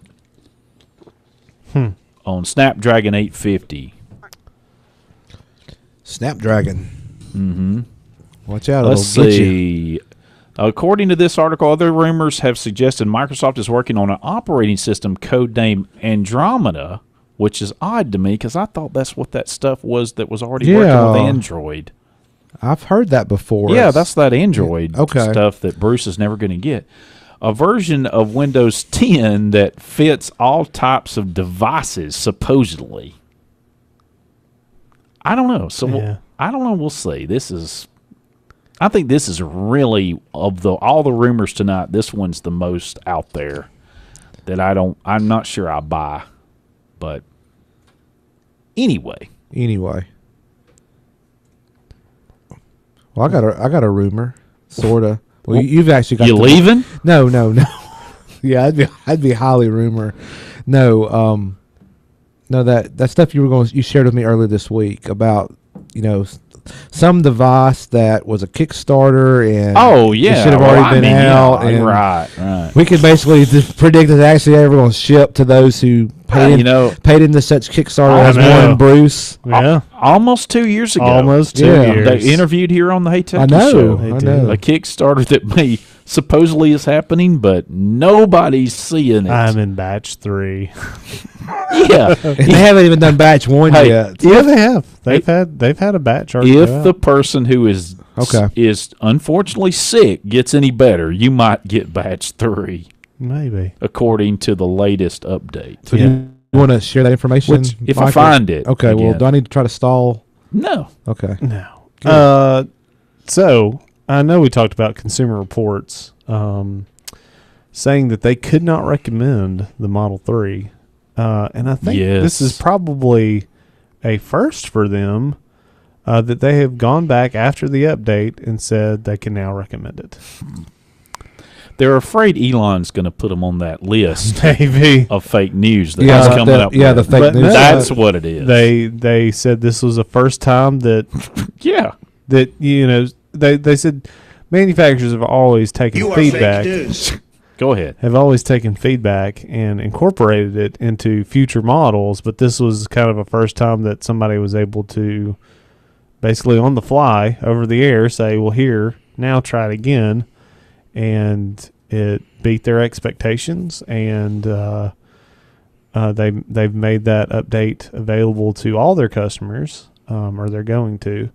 But after doing that, they were able to be able to recommend the car.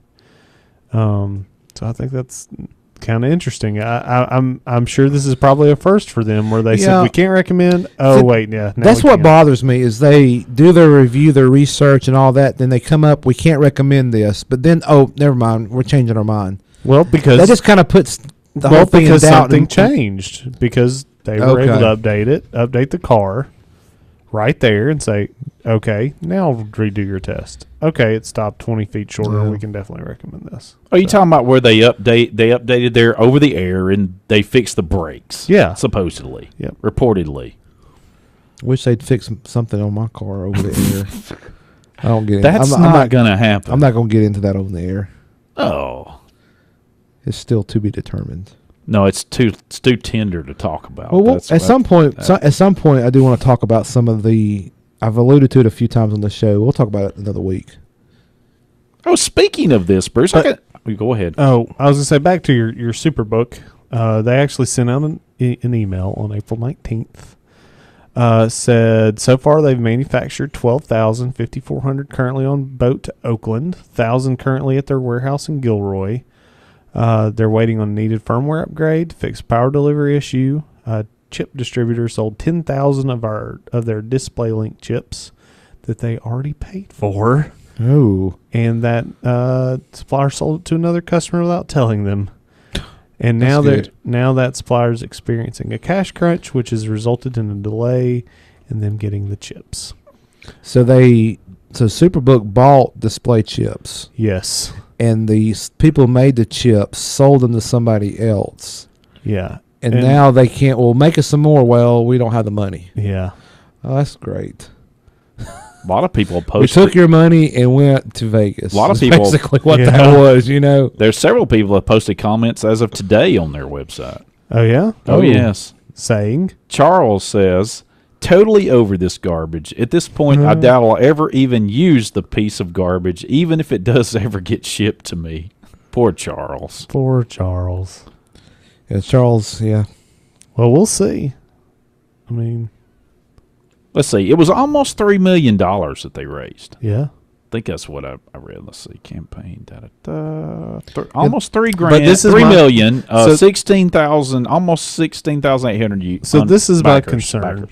That email was April 19th, correct? Yes. It is now May 31st. Well, there was an update on May. I got it right here. May 15th. Dear backers, this is a quick update. Okay, but they did not send that out in email. No, this is on the website. They have monthly email updates that they're supposed to give. I got you. And we are now in the last day of the month. So they better have an early June one. Well, it's not midnight yet. They still are saying, time-wise, our main bottleneck is missing components from our distributor. Another 5.3K units have arrived in North America, making the total 6.3K in the U.S. We're waiting for our firmware development to finish. Apparently that is behind. They said 5.3 thousand? They said it's up to 6.3K in the U.S. 100 went missing then. Oh, yeah. Because in their emails it's 5,400 or currently on the boat. And they're like, They fell off the boat. Yeah, we were missing 100.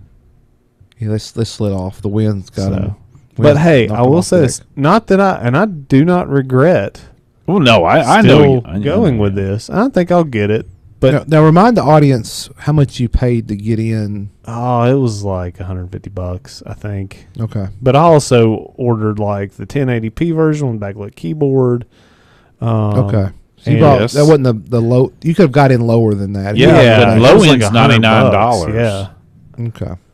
I think But that gets you a promise that you'll never get it. That's what the $99 gets you. That way you just forget about it. You won't keep checking back. And the anxiety won't come up, like in that story we read earlier in the show. You won't keep going back and checking honestly, and checking. I don't ever, because it goes into one of my folders in my inboxes. Oh, so okay. like I don't even see it until like it's a month old. I'm like, oh, hey, there's an update. Well, I just hope for Bruce and everybody else that's their backers actually get their hardware soon. Oh, they will. Yeah, I mean they will, one way or another. Oh yeah, there's no question. They'll get it. At least it wasn't like a device only for Windows phones. Yeah, or something like that. I mean, Yeah, something crazy. Here it is. I don't have a Windows phone anymore. You can't buy them. Yeah. Yeah. But anyway, Bruce will get it eventually. Eventually. And you can still order them. Yeah, you can. I would wait. Yeah. At this point. I would wait. Hey, Techie Show. Be right back. HeyTechiesShow.com. Open 24/7, as long as we don't forget to pay the bill.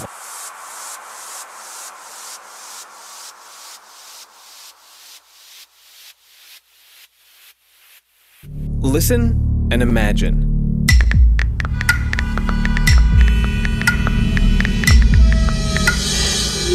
It takes 5 seconds to send a text, and for those 5 seconds, you're driving blind. Life is worth more than a text. Stay alive. Don't text and drive. Visit StopTextStopWrecks.org. A message brought to you by the National Highway Traffic Safety Administration, Project Yellow Light, Noise, and the Ad Council. In Alabama, the recycling industry employs nearly 11,000 men and women. Recycling just 10% more would create an additional 1,400 jobs and $66 million in personal income. To learn about recycling opportunities in your area, contact the Alabama Environmental Council. Recycling works in Alabama. Brought to you by the Alabama Environmental Council, the Alabama Broadcasters Association, and this station. Watch out for people riding bikes. It's not just courteous. Now it's the law. The new 3 Feet for Safety Act requires that drivers give at least 3 feet of space when passing bicyclists. More and more people are commuting and touring Alabama on bicycles. As the number of cyclists on our roads increases, so does the need for safe driving. So slow down and give cyclists 3 feet of room. Follow the rules of the road and watch out for each other. Learn more at drivesafealabama.org. Sponsored by ALDOT, the Alabama Broadcasters Association, and this station. Do you need a job? Are you stuck in a job you don't really like? Do you want to make more money? If you answered yes to any of these questions, your local Alabama Career Center can help you. Career Centers provide services to job seekers who are looking to land a job, make a career move, or to get some valuable vocational or educational training. Call or visit your local Career Center today, where professionals will help you with your resume, teach you how to nail that interview, and can even help you get training for that dream job. All of these services are available at no cost to you. The first step in finding your dream job is making sure you're prepared to land it. And don't just take our word. Keosha Smith, now an LPN, is very happy with the guidance she received. My overall experience, I would say, was totally awesome. If you're looking for a job or if you want a better job, the Career Center would be a wonderful choice. Visit us today, www.joblink.alabama.gov. Sponsored by the Alabama Department of Labor, the Alabama Broadcasters Association, and this station. Do you have a product, service, event, or just about anything to promote, but you have always assumed it was just too expensive? Then listen up, it's not. Here at WLGS, we have every patron spot available with a pricing plan that is sure to fit any budget. Just think your very own patron announcement with the potential to reach thousands. There are a few restrictions, but let us worry about that. Email us at questions@heytechieshow.com. That's questions@heytechieshow.com. Your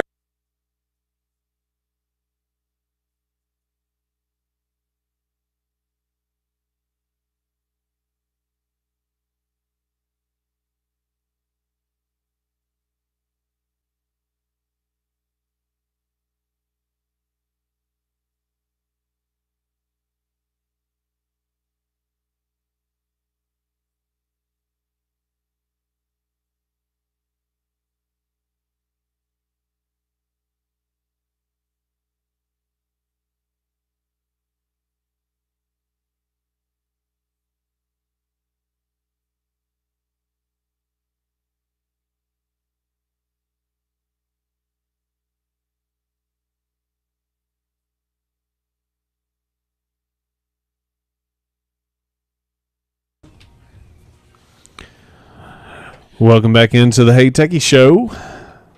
Man, sounded different. Sounded different. We've changed nothing. It sounded it's your different. headsets. Maybe. I only had it halfway on. There's your problem right there. That's why it sounded different. You're not wearing your headphones correctly. Oh, is that right? That's okay. That's an must be an Apple thing. Yeah. You're not doing it correct. Exactly. Well, those aren't Beats headphones. Speaking of not doing it correct, according to a Slate.com article, now the headline. Now get this: drunk YouTuber banned from Disney World after fake shooting experiment. Do what now? Yes, the 22-year-old intoxicated Dylan Birch. He wanted to stage a fake active shooter situation for his YouTube channel at Disney World. What? In the resort he was at. He was at the Contemporary Resort. Well, that makes a difference right there. It went into security lockdown. Oh, my goodness. And he was trying to get for his YouTube channel. Yeah, he went up to a guest of the resort and informed them they needed to evacuate because of a shooter, and he wanted to film their reaction. Oh, my gosh, really? But then hotel management called the police after he detailed his ruse to the front desk attendant. Man, not only this guy was drunk, he's stupid. Disney Disney just blackballed him. Yeah, I mean, really. So now get this. This guy, this kid, Birch, he went and hid in a row of bushes, and that's where they know where he's at. That's where security found him. Just put it this way: nobody dies at Disney. Yeah. Well, yeah. I have been told this. Well, I don't know. That body hold on. That body may be taken out in two separate pieces, but they did not die at Disney. Oh, I don't know about that. I don't know I'm not exactly sure what you're talking about. We'll talk about it after the show. But I do know that there is no doubt a little child died at Disney because they were eaten by an alligator and drowned in the water. That happened. I don't know about anything else. All the other stuff that happens is covered up. Oh well, no, I get that. I wasn't even thinking about that. I wasn't going. That's why I'm saying that. It's you think what happens at Vegas stays in Vegas. What happens at Disney didn't happen at Disney. Okay. That's a good man. I need to make what happens at Disney didn't happen at Disney. I don't think they're going to go with that. Well, they won't. They're going to say it's the happiest place on earth. Yeah, sure. Where dreams come true. Where dreams come true. And if they didn't, it didn't happen here. What about this, Bruce? Have you ever heard that headline from, let's see, WeLiveSecurity.com, which I'm not sure about this, but anyway, it's Graham Cluley is who wrote the article. An acoustic attack can blue screen your Windows computer. Do you know much about that? Have you ever heard of that? If you have a plattered hard drive, sure. Regular spinning hard drive. That they could send a low audio, some type of low sound wave, a particular, frequency, through your computer speakers remotely. Now, this is all have to happen, being able to or have speakers that are near your computer, and they can make the heads be something either it's the vibrations, right, causing the head to write something, and it causes a blue screen. Not just that. I mean, it caused the head to go into the disk and correct. That's what I'm talking about. This is a big deal for data centers that have alarms, and they did not realize this when they had fire alarms, and then the fire alarm went off. Right, many years ago, that did happen. Yep. And it was a system where it was a suppression system. It was a bank. Yeah. And the suppression system went off, extinguishing, and made a loud noise, and it did that to their data center. Yep. It damaged the system. Also, they said that they have that this could possibly happen to surveillance DVRs. That would be one way to do it, yeah, because those are always have a noise that keeps it from writing the data, and they say it will then try to write to RAM, but not have enough RAM, and then it won't write any data. And then once the acoustic is stopped, it'll start back. But then you would be gone. I mean, that's the theory behind it. But, of course, at the end of the article, what do you think they say to get around all this? Well, I mean, this was so obvious to me. To not have this problem. This SSD's there on sale. You go. There's SSDs on sale. On sale. Yes. Guru, what are you doing? You queuing stuff up, man. I'm trying to get some stuff done behind the scenes here. We all you talking. Are. Yeah. Do you have a problem with the computer over there, man? I mean, that's what this show's about. Yeah, I'm having tech issues with Jazzler. You need to take somebody. So there was the Atlantic has an article. I didn't bother reading quite through the whole thing. Okay. Well, in this, you'll understand why. The headline was why no one answers their phone anymore. Telephone culture is disappearing. Oh gosh, here we go. Told you that. And they go through, there's so many different modes of communication now, and with emojis and this and that, rich text media, blah blah blah blah blah. Yes. Now they do go on to mention what I think is the major reason, and all the other reasons really don't matter. But I could probably sum up this whole article by asking you, why don't you pick up your phone? Yeah. Okay. Why don't you pick up your phone? I don't know. Why don't you pick up your Guru, phone? why wouldn't you pick up your phone? If my phone is ringing and it's just a in phone general. Why would you if somebody was calling? Because I don't want to talk to that person. No. Just sorry. Say it's somebody not on your contact list. Well, if somebody's not on my contact list, it's probably like somebody trying to sell you something. Exactly. It's a scam. It's spam. Right. It's a solicitor. Oh, yeah. I don't want to talk to you, and they try to get so clever. Some of them will even call from your own phone number. Right. So the thing, and that's the thing. It's technically it is illegal for them to spoof that number, but nobody's doing anything about it. Well, yeah. I mean, that is frustrating. I totally agree with you. That is the reason why people don't pick up their phone, because they don't want to be bothered by this garbage. Right.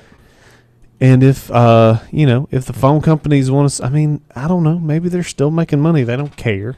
It's not a problem they need to address, whether you pick it up or not. You've got subscribers on both ends. Somebody does, right? Right. I always like to pick up and mess with them. and this is the thing. I always register for the do not call list, which I'm really upset. Here we go. When Dish is getting in a lot of trouble. Yeah. I really haven't heard that. Yeah, I missed that. Dish Network's getting in a lot of trouble, and there's like 1,700, I think, people that they called that were on the do not call list, that you can go to the lawyer's website and put in your phone number, and it'll tell you if you're one of those phone numbers that are in this lawsuit. And I was like, I know I was called by Dish, and I know that my number is in the do not call list. Why am I not showing up on your thing? But anyways, I've always registered for that, and I always try to get any bit of information, like, well, what company what y'all's address, and then they hang up because they realize I'm trying to get information, because then all I got to do is send it to small claims court, and they're going to pay it because they know they lost. Just once I'm going to get that information out of them, but they're just like, click. I know what's going on here, and I'm like, I know what's going on here, right. But I like to mess with them. Yeah, but yeah, so. Is that it? Yeah, that's it on that article. I guess I need to put it in the show notes. Oh no, don't worry about that. Yeah, nobody cares about that. No, that's not true. Well, everybody cares. Sure. But yeah, so I mean that was the thing, and they actually do address that in the article. talking about 80 to 90% of the calls coming in to their phone or spam of one kind of another.